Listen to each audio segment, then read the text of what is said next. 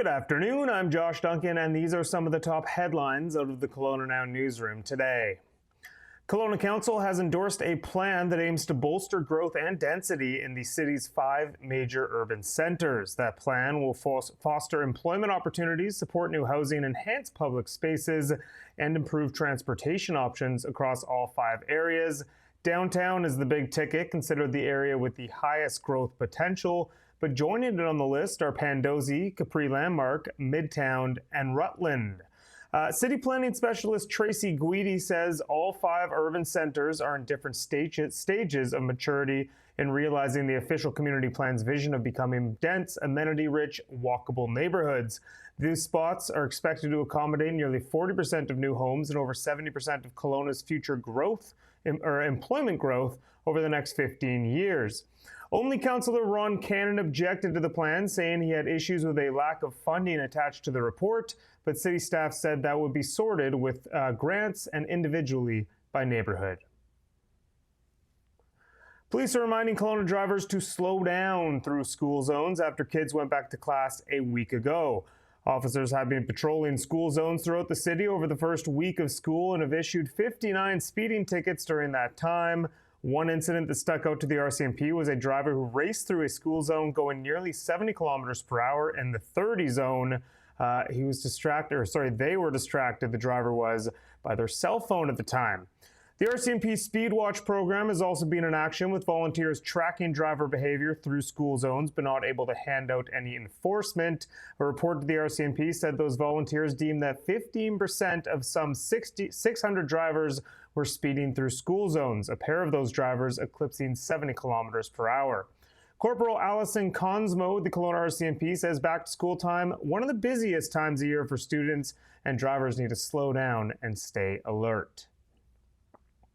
A boat stolen out of the North Okanagan a full year ago was recovered in Lake Country last week. A police officer was patrolling the community when they noticed a boat trailer without a license plate attached to a red Chevy Avalanche at the Oyama boat launch. The truck had been linked to other thefts around the region. The driver returned and the officer carried out a traffic stop when the driver left the boat launch area, finding out that the driver was prohibited and the boat had been stolen from Vernon last year. The man was arrested at the scene, released with a future court date. Meanwhile, the truck was impounded and police brought the boat and trailer back to the rightful owner. A local developer has supported the Okanagan Forest Task Force with a significant donation for a 5th consecutive year. On behalf of McDonald's Communities Limited, Mark Lager recently presented OFTF founder Kane Blake with a check for $10,000 to help the backcountry group continue their important work. Blake and thousands of volunteers have single-handedly removed well over 1 million pounds of garbage and metal from the backcountry since the OFTF was formed 9 years ago. They also pitch in snuffing out illegal fires, protecting our forests from human-caused wildfires during the summer. Lager said that he still talks to too many people who have no idea the group exists and is always excited to share OFTF stats and their mission with the public. Blake thanked McDonald's Communities, the developer behind Lakestone and Lake Country, for their continued generosity, and he also shared the donation helped him get his main big rig truck back on the road after an unexpected breakdown. It was just in time to put out 6 illegal fires over the long weekend. One of them, Blake said, a large pallet fire that could have easily taken off into a wildfire. The Weather Network's fall forecast is out, and it's calling for more heat, more dryness, and potentially more smoke for British Columbians over the coming weeks. That's especially true in September, but the forecaster reckons that the heat will fade into near seasonal temperatures in October and November.